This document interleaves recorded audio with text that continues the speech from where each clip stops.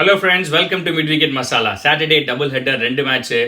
Delhi Capitals versus KKR, Mumbai Indians versus Kings 11 Punjab. 2 மேட்சும் முடிஞ்சிருச்சு. நாளைக்கு வேறு 2 மேட்ச் நடக்க போகுது. Chennai versus Rajasthan, RCB versus SRH. இந்த 4 மேட்சை பற்றி இப்போ பேச போகிறோம். ஃபஸ்ட்டு இன்னைக்கு நடந்து முடிஞ்ச ஒரு ஃபென்டாஸ்டிக் மேட்ச், என்டர்டைனிங்காக எக்ஸைட்டிங்காக இருந்த Delhi Capitals versus KKR. KKR ரொம்ப க்ளீனாக அவங்க ரெக்கார்டை மெயின்டைன் பண்ணுறாங்க. இது வரைக்கும் அவங்க சூப்பர் ஓவரில் ஜெயிச்சதே கிடையாது. அதே மாதிரி டெல்லி கேபிட்டல்ஸ் ரொம்ப ஈஸியாக ஜெயிக்க வேண்டிய மேட்சை ரொம்ப கஷ்டப்பட்டு தடவி சூப்பர் ஓவரில் ரபடாவோட ஒரு சூப்பர் பவுலிங் பர்ஃபார்மன்ஸ்னால ஜெயித்தாங்க. ஸோ இந்த மேட்சை பற்றி பார்க்கணுன்னா ஃபஸ்ட்டு கேகேஆரை பற்றி பேசலாம். கேகேஆர் இதுக்கு முன்னாடியே நம்ம சொல்லியிருக்கோம், அவங்க பிளேயிங் 11 பயங்கர ஸ்ட்ராங்கு. அந்த 11ல் யாருக்காவது இன்ஜுரியோ அடியோ பட்டுருச்சுன்னா கொஞ்சம் மெஸ்அப் ஆகிடும் அவங்களோட பேட்டிங் அப்படின்னு. இன்றைக்கி அதுதான் எக்ஸாக்டாக இருந்துச்சு. சுனில் நாராயண் அடிபட்டு இருந்துச்சு, அதனால் அவர் விளையாடலை. அவருக்கு பதிலாக நாயக்னு ஒருத்தர் எடுத்திருந்தாங்க. அதுவே ஒரு ஆச்சரியமாக இருந்துச்சு. ஏன்னா ஏற்கனவே அவங்க டீமில் ராணா ஓப்பன் பண்ணுவார், உத்தப்பா ஓப்பன் பண்ணுவார், ஒரு கார்லஸ் பிராத்வைட், ஒரு ஓவர்சீஸ் பிளேயர் போயிட்டார். ஒரு வேளை கார்லஸ் பிராத்வைட் எடுத்துக்கலாம், அவங்க எடுக்கலை. இல்லாட்டி ரிங்கு சிங்னு அவங்க டீமில் ஒரு பிளேயர் இருக்கார். போன ஐபிஎல் கூட 1-2 மேட்ச் விளாண்டாரு, அவர் எடுத்துக்கலாம், எடுக்கலை. சம்மந்தமே இல்லாமல் நாயக்கை கொண்டு வந்தாங்க. நாயக்கு ஆரம்பத்தில் ரொம்ப தடவுனார். அவர் தடவுனது இல்லாமல் ஒரு ரிவ்யூ வேறு வேஸ்ட் பண்ணார். டெஃபினட்டாக பேக் ஃபயர் ஆச்சு கேகேஆருக்கு. ஒரு ஸ்டேஜில் 40 ரன்னுக்கும் 50 ரன்னுக்கும் 4 விக்கெட் 5 விக்கெட்டோ போயிருந்துச்சு. ரொம்ப தடவிட்டு இருந்தப்போ வழக்கம் போல் அவங்க டீமோட ஆபத் பாண்டவன் பாகுபலி ஆண்ட்ரி ரசல் வந்தார். அவரோட கேப்டன் தினேஷ் கார்த்திக், 2 பேரும் ஃபென்டாஸ்டிக்காக ஆனாங்க. தினேஷ் கார்த்திக் ரொம்ப சென்சிபிளாக பொறுப்பாக விளாண்டார் 50 ரன்னுக்கு. ஆண்ட்ரி ரசல் வழக்கம் போல் தாறுமாறாக செம மாசாக விளாண்டார். ஆண்ட்ரி ரசல் இல்லை, அவர் ரேஞ்சுக்கு இந்த மேட்ச் அவர் சுமாராக விளாண்டுருக்கார். ஏன் சொல்கிறேன்னா, இதுக்கு முன்னாடி மேட்ச் 19 பாலில் 49, அடுத்து 17 பாலில் 48. இந்த மேட்ச்சில் ஒரு 28 பாலில் 68 ரன் அடிச்சான். அவர் ரேஞ்சு கம்மி. ஏன்னா அவர் எப்பயுமே 250 280 அந்த ஸ்ட்ரைக் ரேட்டில் ஆடுவார். இன்றைக்கி 225 தான் ஆனார். அதனால் ரசல்னாலே மிரள்றாங்க ஆப்போனண்ட். இனிமேல் என்ன பண்ணுவாங்கன்னா, எனக்கு தெரிஞ்சு கேகேஆரோட விளாட்றப்போ மட்டும் 3-4 விக்கெட்டுக்கு மேலே ஆப்போனண்ட் அவுட் ஆக மாட்டாங்க. உத்தப்பாவோ ராணாவே கார்த்திக்கோ விளாண்டுட்டு போட்டு ரசல் வேணாம் அப்படின்னு முடிவு பண்ணி போகிறாங்க ஆப்போனண்ட்ஸ்லாம். ஏன்னா அந்த அளவுக்கு ஒரு வெறித்தனமான ஃபார்மில் இருக்கார் ரசல். எனக்கு ஒரே ஒரு வருத்தம் பயம் என்னென்னா, ரசல் இன்னைக்கு ஷோல்டரில் அடி வாங்கினார். அப்புறம் ஃபீல்டிங் பண்ணுறப்போ வர கொஞ்சம் நொண்டிட்டு இருந்தார். ஹோப்ஃபுல்லி அவருக்கு எந்த இன்ஜுரியும் இல்லாமல் இருக்கணும். அவருக்கு இன்ஜுரி ஆச்சுன்னா கேகேஆருக்கு ஒரு செம்ம அடி, ஒரு பெரிய பலத்த அடியாக இருந்த டோர்னமெண்ட்டே அவங்க தலைகீழாக மாற்றுற மாதிரி ஆகிடும் கேகேஆருக்கு. அதே மாதிரி Delhi Daredevils young team, அவங்க ஜெயிக்கிறத பார்க்க ரொம்ப சந்தோஷமாக இருக்குது. ஏன்னா முக்கியமாக யங் இந்திய டீம், பிருத்திவி ஷா ஆகட்டும், ஸ்ரேயாஸ் ஐயர் ஆகட்டும், ரிஷப் பண்ட் ஆகட்டும், எல்லாமே சூப்பராக விளாட்றாங்க. பிருத்திவி ஷா இந்தியன் டேலண்ட், ரைட்டா, next future super star of Indian கிரிக்கெட்னு பல பேர் சொல்லியிருக்காங்க. அதுவும் இல்லாமல் ஒரு கிரிக்கெட்டிங் ஷாட்ஸ் தான் ஆடுவார், ஸ்லாக்லாம் ஆட மாட்டார். இன்றைக்கி அடிச்ச 99 ரன்னு சும்மா சூப்பராக அடித்தார். அன்ஃபார்ச்சுனேட்லி அவுட் ஆகிட்டார்.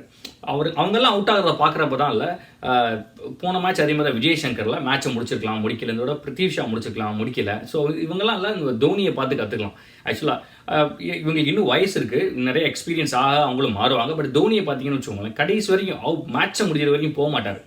ஒரு தப்பான ஷாட்லாம் ஆட மாட்டாங்க. அவருக்கு தெரியும் எப்போ அடிக்கணும், யாரை அடிக்கணும்னு. ஸோ அதே மாதிரி இவங்களில் கொஞ்சம் கேர்ஃபுல்லாக இருந்தாங்கனால 2 பேருமே, நேற்று விஜய் சங்கரே மேட்சை முடிச்சிருக்கலாம், இன்றைக்கி பிருத்திவி ஷாவும் மேட்சை முடிச்சுட்டு போயிருக்கலாம்.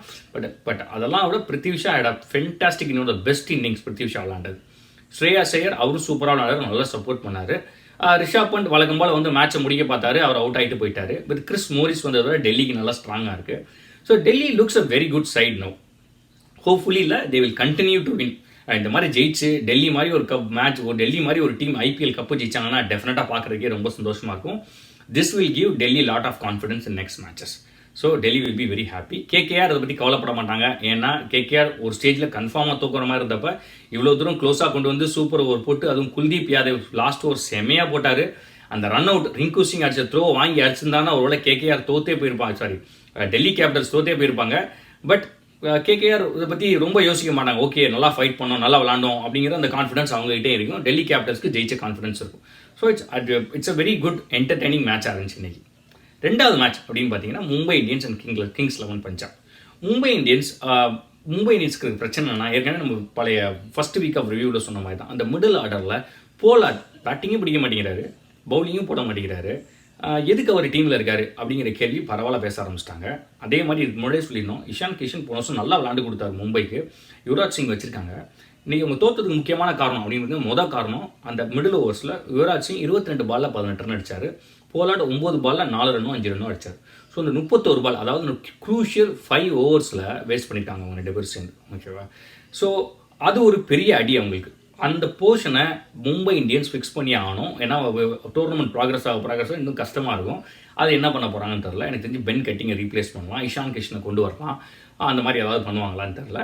ரெண்டாவது ஒரு அன்ஃபார்ச்சுனேட் இன்றைக்கி என்னன்னா, ரோஹித் சர்மா அவுட் ஆனது. அவர் ஒருவேளை ரிவ்யூ வாங்கியிருந்தாருனா, ரிவ்யூ கேட்டிருந்தாருனா, குவிண்டன் டிகாக்ட கேட்டார், வேணான்ட்டார் குவிண்டன் டிகாக்கு.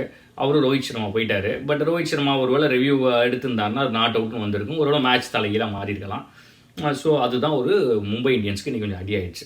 அதே மாதிரி அவங்க பவுலிங் போடுறப்பல்ல ரோஹித் சர்மாவுக்கு மாயங்க் மார்க்கண்டே மேலே நம்பிக்கை இல்லையோ அப்படின்னு தோணுது.